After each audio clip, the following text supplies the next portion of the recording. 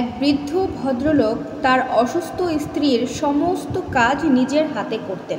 স্ত্রীর জন্য তিনি রান্না করতেন, নিজের হাতে খাইয়ে দিতেন তার স্ত্রীকে। স্ত্রীর সমস্ত ময়লা কাপড় চোপড় তিনি নিজের হাতে ধুয়ে দিতেন। স্ত্রীকে পরম যত্ন সহকারে ঘুম পাড়িয়ে দিতেন। এমনকি কোথাও যদি ঘুরতে যেতেন তাহলে স্ত্রীকে সাথে করে তিনি নিয়ে যেতেন।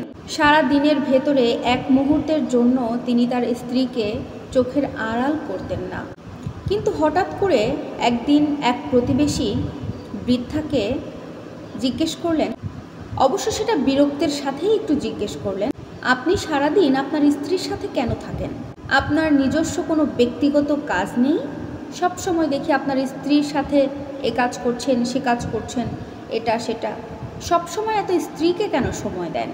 তার কথায় বৃদ্ধ একটা দীর্ঘ শ্বাস ছেড়ে বললেন, আমার স্ত্রী আসলে একজন আলঝেইমার রোগী। সে একা একা তার কোনো কাজকর্ম কিছুই করতে পারে না। তার কথার উত্তর পেয়ে প্রতিবেশী একটু কৌতূহলের সাথে আবারও জিজ্ঞেস করলেন, আচ্ছা, আপনি যদি আপনার স্ত্রীকে এই মুহূর্তে ছেড়ে চলে যান তাহলে আপনার স্ত্রী কি খুব বেশি কষ্ট পাবে? জবাবে বৃদ্ধা বললেন, আমার স্ত্রীর স্মৃতিশক্তি বলতে কিছুই নেই, এমনকি সে জানেও না আমি তার কে হই। অনেক বছর হয়ে গেল সে আমাকে আর চিনতে পারে না। প্রতিবেশী তার জবাব পেয়ে একেবারে বিস্মিত হয়ে গেলেন এবং বৃদ্ধাকে বললেন, এত কিছু হয়ে যাওয়ার পরেও আপনি আপনার স্ত্রীকে প্রতিনিয়ত সময় দিয়ে যাচ্ছেন, তাকে সঙ্গ দিচ্ছেন, যে কিনা আপনাকে চিনতেই পারে না। বৃদ্ধা তখন মৃদু হেসে প্রতিবেশীকে উত্তরে বললেন, হ্যাঁ, সে জানে না আমি তার কে হই, কিন্তু আমি জানি সে আমার কে হয়।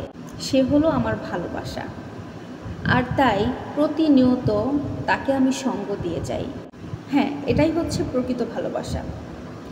ভালো থাকার জন্য জীবন থেকে 3টা মুছে ফেলতে হয় একেবারে চিরদিনের জন্য: এক্সপ্লেনেশন, ইগো আর এক্সপেকটেশন।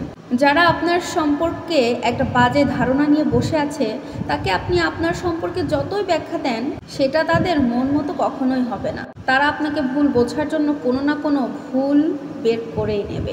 তাই নিজের জীবনে এক্সপ্লেনেশন দেওয়া একেবারে বন্ধ করে দিন। ধরুন আপনার স্ত্রীর সাথে আপনার ঝগড়া হয়েছে, এখন আপনি ভাবতেছেন, আমি হাজব্যান্ড হয়ে কেন স্ত্রীকে আগে সরি বলবো? এটাই কিন্তু ইগো। মনে রাখবেন, আপনি যদি সহজে সরি বলতে পারেন সেটা আপনার জন্য দুর্বলতা না, সেটা উদারতা। ধরুন একটা জন্মদিনে আপনার স্বামী আপনাকে একটা শাড়ি উপহার দিল। আপনি ভাবলেন, শাড়ি না দিয়ে তো আমার স্বামী আমাকে একটা নেকলেস দিতে পারতো, এবং ভীষণ একটা কষ্ট পেলেন। এই প্রত্যাশার জায়গাগুলোকে যতটা পারবেন কমিয়ে ফেলুন। অল্পে সন্তুষ্ট থাকুন, জীবনে অনেক সুখী হবেন।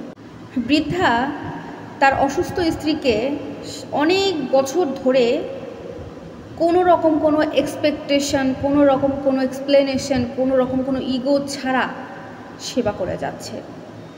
মানুষটা জানে যে তার স্ত্রী তাকে পর্যন্ত মনে রাখতে পারে নাই। তাকে যে সেবা করছে, স্ত্রীর কাছ থেকে কিন্তু আর কোনো সেবা সে পাবে না, বা তার কাছ থেকে কোনো কিছু পাওয়ার আশায় সে কখনো তাকে সেবা করে নাই।